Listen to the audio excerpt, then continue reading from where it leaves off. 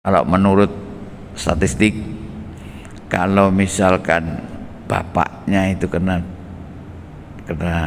kencing manis, maka keturunannya kira-kira 30% yang terkena. Kalau bapak, ya. Ini data statistik. Kalau misalkan ibu yang kena, maka statistiknya kira-kira 50% yang kena. Jadi itu faktor keturunannya di situ. Kalau bapak ibu, nah itu bapak ibu tidak selamat saja jadi terus 30 ditambah 50 ya enggak. Nah itu sekali lagi ya apa ya, bermacam-macam hal yang ini kadang-kadang bisa kena semua dan sebagainya. Namun demikian, kencing manis pun juga dipengaruhi oleh lingkungan.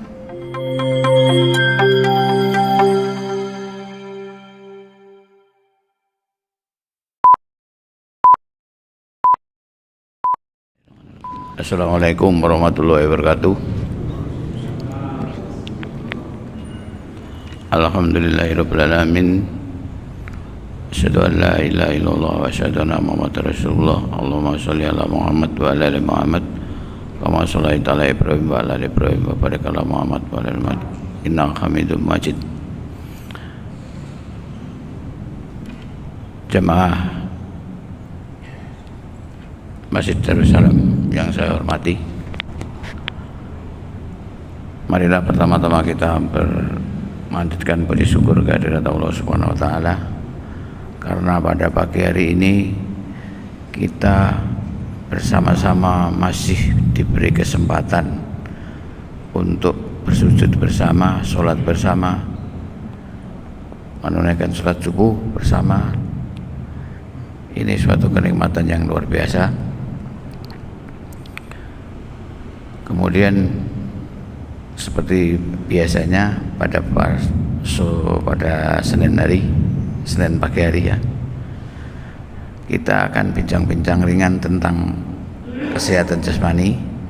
Kita akan melanjutkan topik kita yang minggu kemarin, yaitu tentang bagaimana lingkungan berpengaruh kepada kesehatan kita. Kalau minggu lalu kita bicara tentang penyakit yang menular, untuk minggu ini kita akan membicarakan penyakit yang tidak menular. Penyakit tidak menular diantaranya yang banyak kita alami pada saat ini adalah misalkan tekanan darah tinggi, kemudian kencing manis. Selanjutnya ada yang takut dengan asam urat, kemudian yang takut dengan kolesterol, asam lemak dalam darah, rematik dan sebagainya. Itu diantaranya.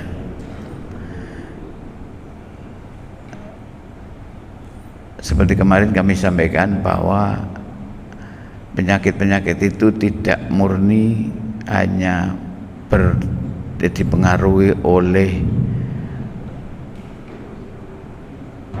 bakat atau sesuatu yang sudah built-in di dalam tubuh kita, tetapi sangat dipengaruhi oleh lingkungan atau perilaku kita. Kita ambil contoh mulai satu, misalkan kita lihat penyakit tekanan darah tinggi.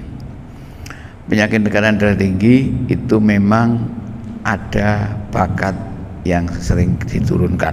Jadi kalau orang tua kita, nenek kita, ibu kita ya, ada yang tekanan darah tinggi, itu biasanya bakatnya juga menurun pada kita.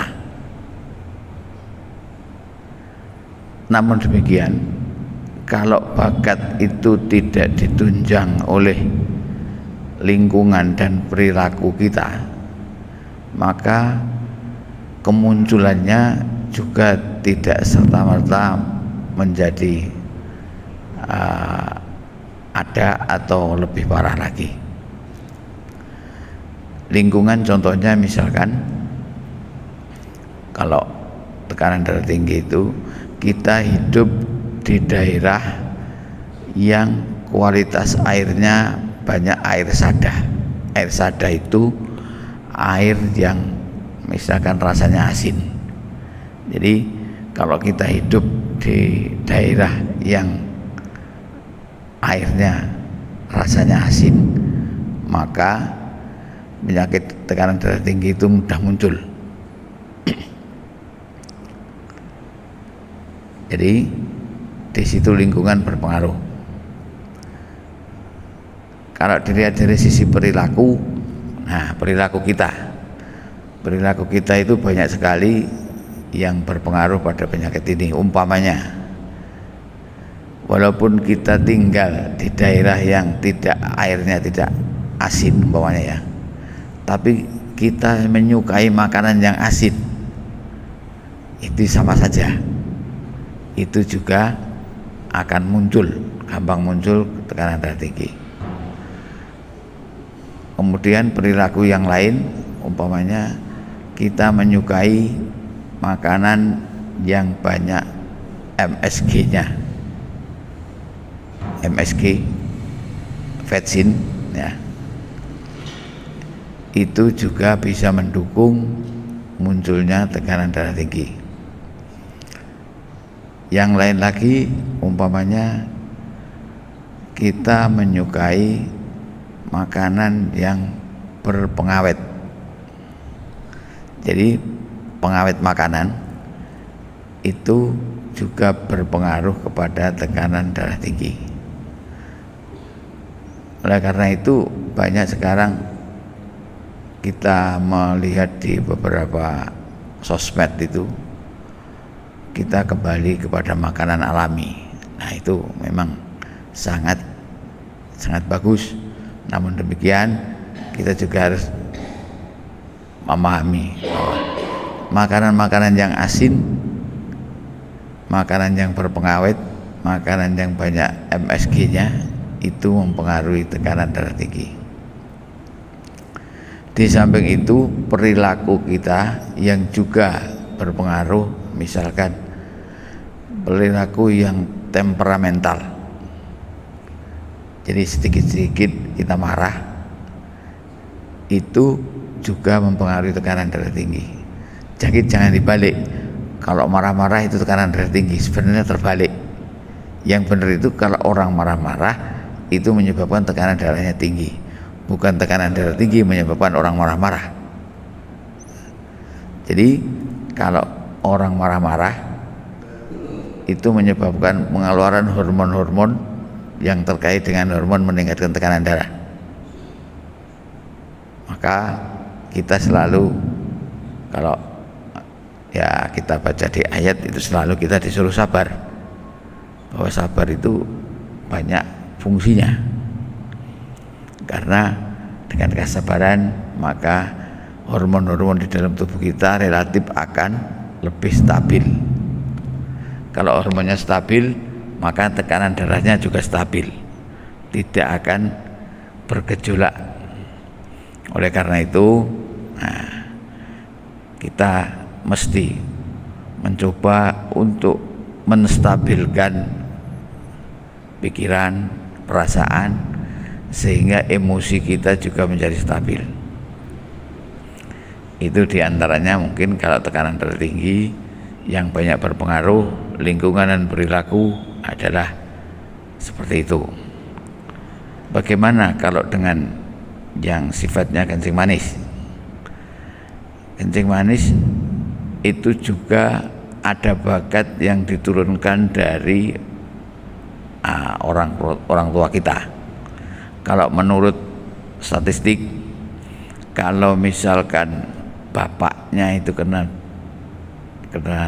kencing manis, maka keturunannya kira-kira 30% yang terkena. Kalau bapak ya. Ini data statistik. Kalau misalkan ibu yang kena, maka statistiknya kira-kira 50% yang kena. Jadi itu faktor keturunannya di situ. Kalau bapak ibu, nah itu bapak ibu tidak selamatan jadi terus 30 ditambah 50 ya enggak. Nah itu sekali lagi ya apa ya, bermacam-macam hal yang ini kadang-kadang bisa kena semua dan sebagainya. Namun demikian kencing manis pun juga dipengaruhi oleh lingkungan. Lingkungan misalkan contohnya ya, kita di Sumenep ini lingkungan yang senang senang pesta ya, selamatan ini dan sebagainya. Kalau sudah selamatan makannya tidak terkontrol, satu kepala kambing habiskan sendiri pokoknya dengan nasinya banyak. Nah artinya perilaku-perilaku di daerah yang senang pesta itu juga mendorong kemungkinan munculnya bakat kencing manis.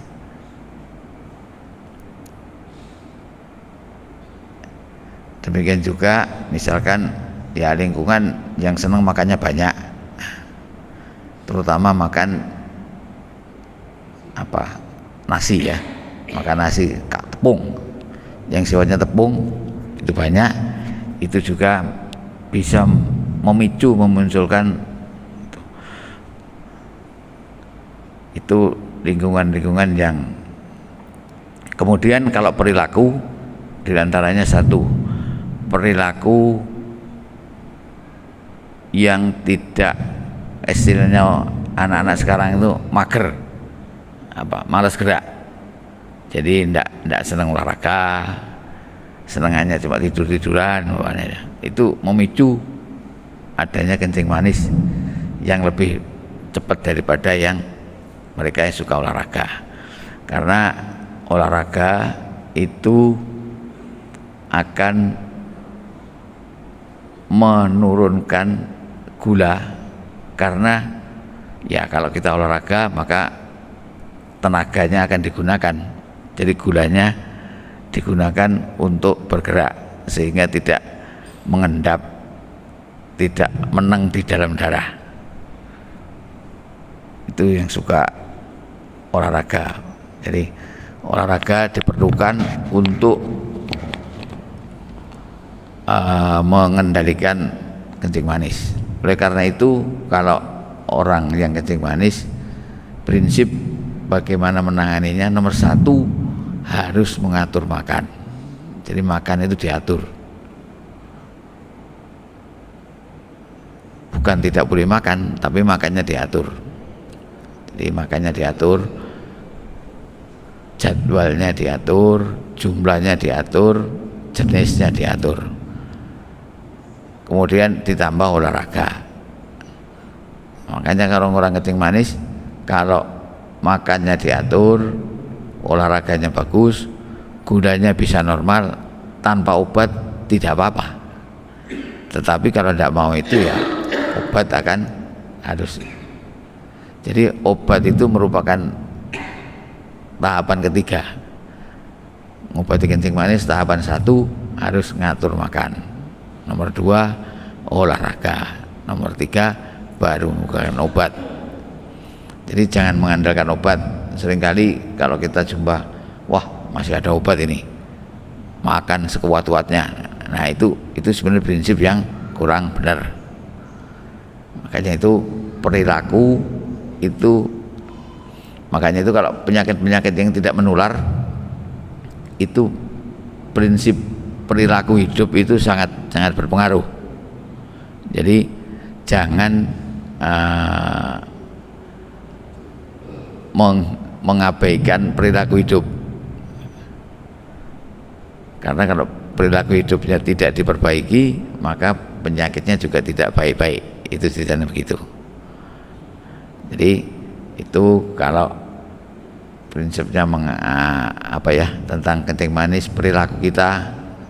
Oleh karena itu ya yang namanya kita hidup di lingkungan seperti ini ya, banyak selamatan, banyak undangan, ya boleh-boleh saja, tapi kita harus selalu mengendalikan diri agar kita tidak mudah kena itu.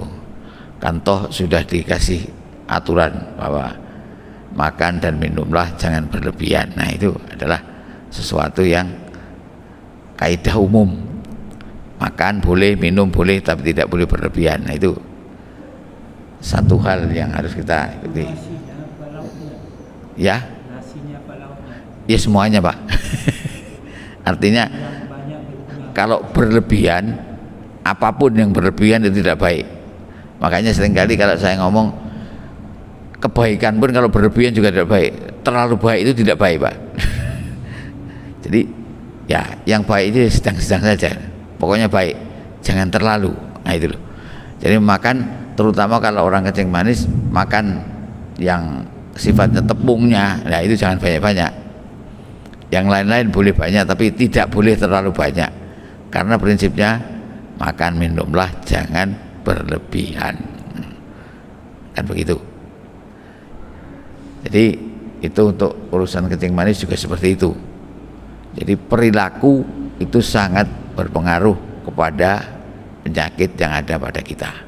Jadi kita tidak bisa mengandalkan obat saja, karena obat itu saya pernah diberi kata-kata bijak sama seseorang, salah satu seorang guru saya dulu. Obat itu memang kita butuhkan, tapi tidak boleh kita cintai, katanya gitu. Katanya begitu katanya. Jadi kita butuh obat, tapi kita tidak boleh mencintai obat itu. Makanya itu lebih baik kita memodifikasi kehidupan, cara hidup kita, itu lebih baik. Kemudian yang lain-lain, misalkan ada penyakit yang asam urat juga begitu. Asam urat itu bahkan viral sekali, kadang-kadang setiap orang sakit nyungarunyu itu, apakah saya asam urat gitu. Jadi belum tentu orang yang ngaruh-ngaruhnya itu asam urat, dan orang yang asam uratnya tinggi belum tentu ngaruh-ngaruhnya. Nah ini kaidah-kaidah yang seringkali tidak mengikuti logika awam.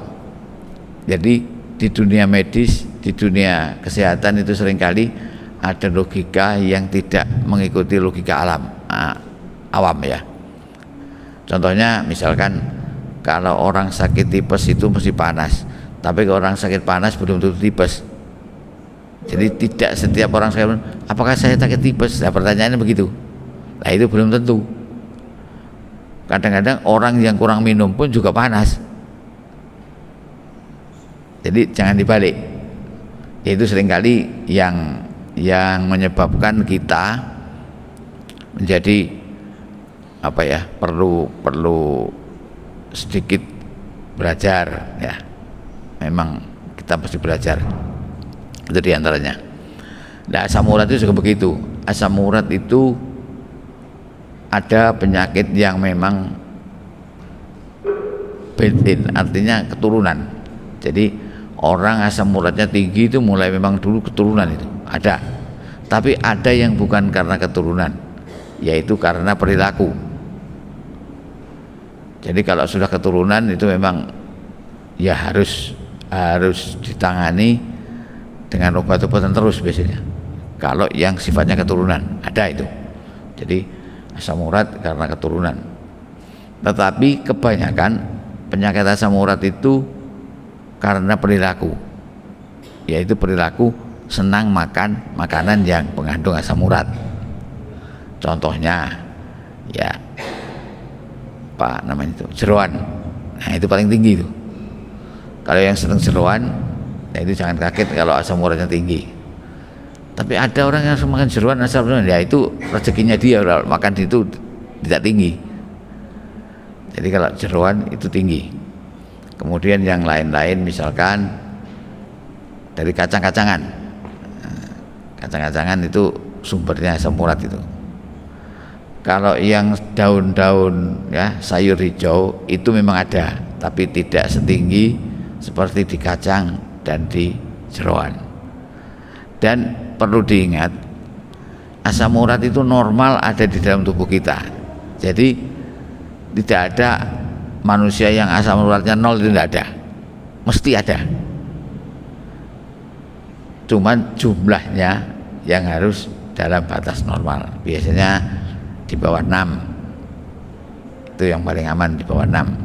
Kalau kita periksa laborat di bawah 6 itu normal. Tapi ada yang 9 tidak sakit, tidak ada. Asam uratnya 9 tapi tidak sakit, ada. Ya, itu namanya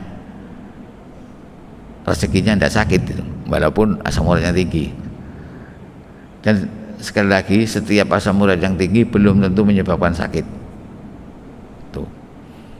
Dan biasanya kalaupun sakit, asam urat itu akan mengendap di sendi-sendi yang banyak memang.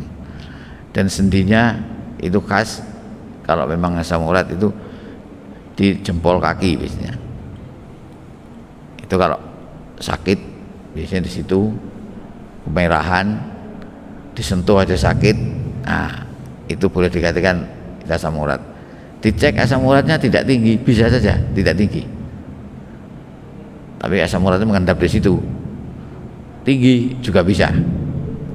Jadi tidak selalu yang tinggi bisa sakit, yang rendah tidak sakit, ya seperti itu.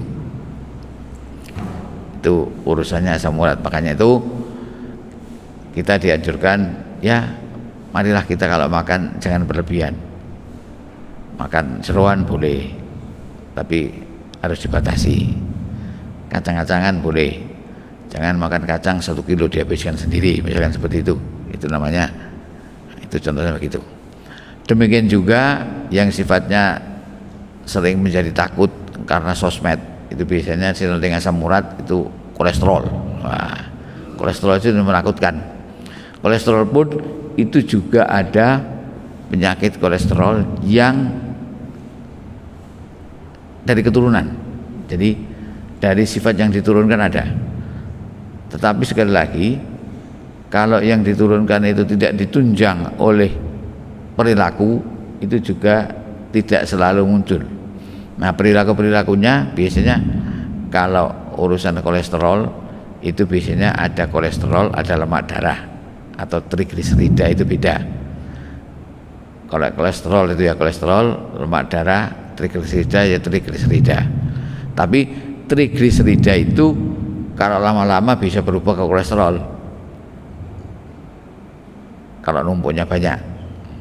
Cuma bedanya kalau trigliserida itu sumber utamanya itu karena tepung. Jadi kalau kita makan nasi banyak sekali, nah kalau nasinya itu tidak digunakan, maka salah satunya bisa jadi trigliserida. Nah, di samping itu trigliserida itu juga numpuk karena tidak dibakar. Makanya kita disuruh olahraga. Nah, olahraga itu biasanya untuk menurunkan itu. Kalau kita makan banyak, ada olahraga, pasti dipastikan itu trigliseridanya numpuk tinggi nanti. Karena kita tidak olahraga. Nah, yang paling enak yaitu dibakar dengan olahraga sehingga trigliseridanya turun. Obat ada ya ada, tetapi kalau diobati tapi tidak diolahragakan ya tidak baik-baik nanti. Nah, sama dengan kolesterol. Kolesterol itu bedanya, makanan yang mengandung kolesterol itu makanan tertentu, misalkan jeroan lagi. Jeroan itu kolesterolnya tinggi. Kemudian yang lain misalkan kulitnya ayam. Nah, kalau makan ayam, daging ayam kulitnya jangan disenangi. Nah, itu. Terus yang lain lagi ada dari laut, itu yang kolesterol udang, kepiting, nus, kerang. Nah, itu sumbernya kolesterol itu. Kolesterol. Loh, katanya kalau ikan itu bagus. Ya, ikan itu sampai dengan bangkainya bagus, tapi itu tidak termasuk ikan. Ikan itu ya cakalan, itu ikan itu namanya. Atau apa namanya? Pindang, itu ikan. Tapi kalau nus, kepiting itu bukan ikan itu. Nah, beda itu. Jadi kalau menurut biologi itu jenisnya bukan jenis ikan. Ya. Jadi itu bukan. Kalau ikan, bukan ikan itu kolesterolnya tinggi itu. Makanya yang senang makan nus, ya kalau kolesterol tinggi jangan kaget. Udang juga begitu. Terus yang lain-lain, daging-daging itu daging yang bagus itu kolesterolnya enggak. Nah, yang sering kali jadi mitos itu justru daging kambing. Daging kambing itu sebenarnya kolesterolnya paling rendah. Ayam itu tinggi. Ayam kampung lebih tinggi daripada ayam apa namanya? Buras. Ayam ras ya, ayam ras itu. Ayam kampung lebih tinggi. Makanya kalau orang makan daging ayam kampung lebih enak ya karena kolesterol lebih tinggi. Jadi itu adalah kolesterol. Makanya kalau kolesterol, sekali lagi kolesterol pun juga harus dibakar, olahraga lagi. Makanya olahraga itu penting. Walaupun ya, apa ya, tidak harus sampai olahragawan. Jadi kalau dianjurkan di dunia kesehatan ini olahraga itu seminggu 5 kali. 5 kali, sekali olahraga itu kira-kira 30 menit. 30 menit. 30 menit itu batasannya bukan tuh jalan santai-santai 30 menit, enggak, tapi kalau kita olahraga dengan benar 30 menit itu pasti sudah sampai keringatan. Nah, batasnya sampai keringatnya cukup. Nah, itu olahraga namanya. Kadang-kadang ditawar lagi, loh kalau saya kerja di dapur, kalau ibu-ibu biasanya gimana? Kerja di dapur tidak termasuk olahraga. Jadi olahraga ya olahraga. Itu adalah sesuatu yang harus kita kerjakan agar ya kita bisa memelihara kesehatan kita dengan baik. Jadi ada lemak darah, ada kolesterol, ada asam urat, ya, ada lagi kencing manis, ada lagi tekanan darah tinggi, itu semua. Dan sekali lagi faktor emosi itu sangat-sangat berpengaruh, terutama kalau kita lihat di kencing manis ya. Orang yang emosional, yang gampang marah, itu gulanya gampang naik tinggi. Tidak usah jauh-jauh, kalau kita tinggal di suatu tempat, orang yang kencing manis tinggal di suatu tempat dia ada kerasan, itu gulanya naik. Makanya itu gula darah itu juga sangat dipengaruhi oleh kondisi emosional kita. Jadi perilaku kita demikian yang harus kita lakukan. Marilah kita berperilaku yang baik. Maka perlu perilaku baik itu, agar perilaku baik, karena perilaku baik itu adalah perintah yang tidak apa ya, tidak ringan. Kalau nggak salah saya pernah baca di salah satu ayat di surat Al-Qasas itu bahwa kalau kita disuruh berbuat baik, berbuat baiklah sebagaimana Allah berbuat baik kepadamu. Nah, batasannya berbuat baik itu bukan orang lain berbuat baik kepada kita, tapi kepada kalau Allah berbuat baik kepada kita, ya Allah berbuat baik kepada kita itu seberapa. Nah, itulah mungkin batasan orang berbuat baik. Jadi kita harus berbuat baik agar kesehatan kita juga tetap baik. Mungkin demikian yang bisa kami sampaikan. Yang sedikit ini moga-moga bermanfaat. Mungkin yang akan datang kita lanjutkan dengan kondisi-kondisi yang sifatnya gangguan kesehatan, bukan penyakit, yang berperilaku dengan perilaku. Mungkin demikian. Terima kasih atas segala perhatian dan mohon maaf apabila ada kesalahan. Assalamualaikum warahmatullahi wabarakatuh.